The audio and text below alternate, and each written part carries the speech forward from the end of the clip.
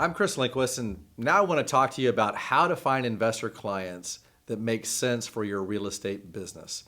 And how I did this in the very beginning, I don't do it so much anymore. I've got to be truthful with you on that. But when I was really out there trying to grind this business out as far as finding real estate investor clients that would be qualified to buy the homes that would provide the income that my family needed, I would simply find neighborhoods where investors were already in. I would pull those tax rolls, and then I would simply look for the addresses where the mailing address was different than the physical address. That's a good sign that that might be a real estate investor that owns that house. I would put together these mailing lists in about groups of 300, and then I would just put together a flyer or a letter or something that talked about real estate investing and how I could help them decide whether it was still good to hold onto that property or to let that property go, or to, if now was the time to buy more properties or to sell the properties they have. And so I would put these lists together, mail those out, and for every 300 I would send out, I would always get 2 to 3 phone calls, always. And I'm telling you, that's a pretty good return when you're talking about mailing. Out of those 1, 2, or 3 phone calls, I would definitely get one client. If you give me 3 phone calls, I can demonstrate to at least one person why they should use me as their real estate agent in their next investment acquisition or liquidation. And that's all you're asking for, guys, is the shot to prove your worth to real estate investors out there. So get out there in your neighborhoods, find out which neighborhoods investors might already be in, cull through those things, and find out where the mailing addresses are of the investors and put them on your mailing list. It's a little expensive, but it works.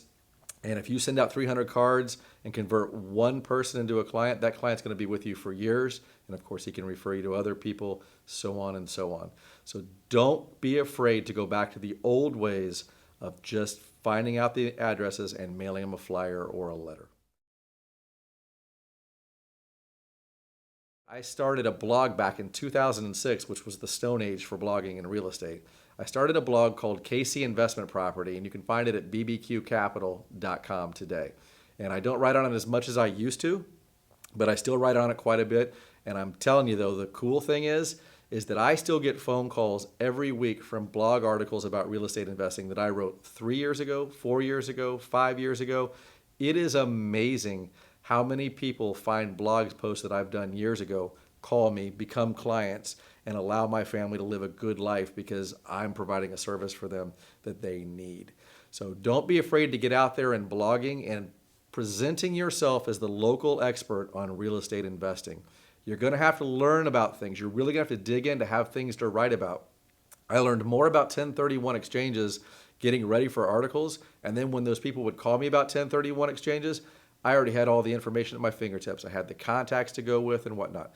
True story, I am wrapping up the end of almost $4 million of acquisitions right now in Kansas City because of a 1031 exchange article I wrote back in 2008. 2008. So it's 2014 now, and I'm going to make a boatload of money this year because of an article I wrote in 2008. So blogging works as far as helping you to find good, qualified candidates. You have investment clubs in your area. Ask to speak. Prove that you're worthy to speak.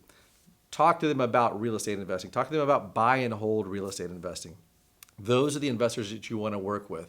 We're going to talk in another video about how to screen out the investors that you don't want to work with. But face-to-face meetings, referrals, shaking hands, letting people know that you work with real estate investors. That's how you build a client base. The big ones are mailing. The big ones are blogging.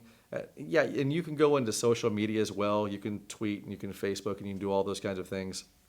But those results are sketchy at best. I use those tools periodically to kind of point back to my blog. I use those tools periodically kind of to let people know where I might be speaking or what class I might be teaching. And those things do work a little bit for that. But don't spend all of your energies on there. I would say the old ways still work. And that's mail, and that's putting out a website that's valuable to people. I'm Chris Lengquist. I want to talk more about real estate investing with you in the future. Let's see you then. Bye-bye.